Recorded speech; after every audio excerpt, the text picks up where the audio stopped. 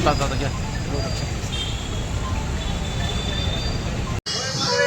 पाठवत्यात बैल घेतल्याबद्दल मी तिथून बैल हानीत आल्याबद्दल मी औषधाच्या पुढे आल्याबद्दल ह्यांनी बैल अडविल्याबद्दल ह्यांनी की माझे बैल सोडा आधार कार्ड दावलो, मोबाईल नंबर दिलो, दाखला दावलालो. बरं ही कुणी माझं ऐकाय तयार नाही. मग ऐकना बी झाल्याच्या बाद मी म्हणलो की बाबा माझं 40 एकर रान केलेलं आहे. मी काय असा खटके धंदा केलेला नाही, काय नाही. माझ्या गळ्यात पांडुरंगाची माळ आहे. मी काय कुठं धंदा नाही. माझे बैल की पैसे देऊन तिथून आणल्याबद्दल ही म्हणते की तुम्ही खटके धंदा करता. खटके धंदा मालकरी माणूस करतो का? अरेस्ट केला. मग ह्यानी असं जोर मानल्याबद्दल परवानी फोन केला. मग इकडं आणले, मला म्हणले चला घेऊन बैल.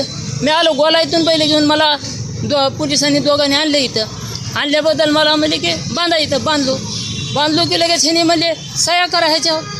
मी आम्हाला साहेब दाखले हे तर सारा आहे ना, असं कसं बोलायला तुम्ही? त्या टायमाला मलेच बहिणी ऐकत जी आहे ते त्यांच्या मनात करूच लय. बसा म्हणजे इथं तुम्ही सकाळ पोचतो.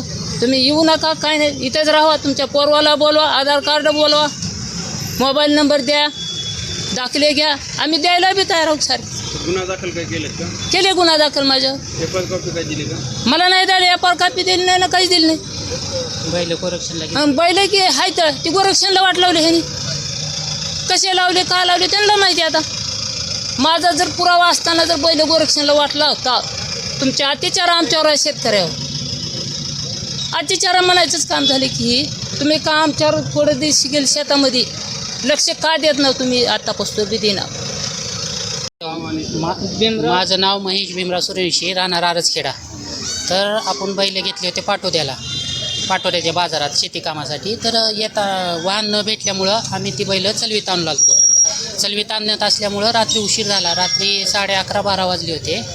तर मला काही पोरवानी राजीव गांधी चौकात नाही, अलीकडलं खोपेगाव चौकात अडविलं. एक वेळेस अडवलं, दाखला पिकला विचारले, पण आपण तिथं धावल्यानंतर पुन्हा सोडून दिले. पुन्हा अजून पुढे आल्यानंतर राजीव गांधी चौकात एकदा अडवलं. राजीव गांधी चौकात अडवल्यानंतर पोरं जास्त होत असल्यामुळं आणि आपल्याला काय धक्काबुक्की लागेल म्हणून मी 100 नंबरला कॉल केला. तिथं पोलीस आले व त्यांनी आपला दाखला आणि आधार कार्ड हे सगळं घेतलं त्यांच्याकडं आणि आपल्याला विवेकानंद पोलीस स्टेशनला आणलं. आणताना बी आपल्याला इथून तिथून तसाच जाच परवानी दिला. आपल्याकडं सारे पेलेले होते, पोरं बी पेलेलेच होते. कोणी काय असं बोललेलं काय मनावर गिना झालं ना, काय नाही, समजे पेलेलेच होते. तुमचं काय म्हणणं आहे? आमचं म्हणणं की बाबा मी हे भीमरावजी सूर्यवंशी आणि त्यांचा मुलगा दिनकरजी सूर्यवंशी हे पाटोदा या ठिकाणाहून बैलजोडी पैसे नसताना त्यांच्याकडे खिशामध्ये भाडं परवडत नाही.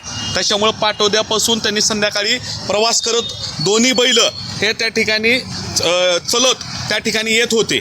खोपेगाव या ठिकाणी आले असताना जे तथाकथित स्वतःला गोरक्षक समजतात, दारू पिऊन त्यांनी त्या ठिकाणी त्यांना अडवलं.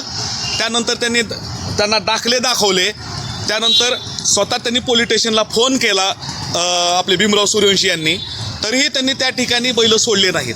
म्हणजे हे जे शेतकऱ्यावर त्या ठिकाणी अन्याय चालू आहे, मी या गोरक्षकच्या नावावर जे काळे धंदे करणाऱ्यांना सांगू इच्छितो, आपण इथून पुढं कुठलाही शेतकऱ्याला त्या ठिकाणी त्रास त्यात तुमचा होता कामा नये, अन्यथा आम्ही त्याच्या विरुद्ध त्या ठिकाणी आवाज उठवल्याशिवाय राहणार नाही. आता जर आपण पोलीस स्टेशनमध्ये प्रत्येक बघितलं की प्रकरणं, आता मला सांगा, धडधाकट जनावर त्या ठिकाणी चलत येऊ शकतं का हो?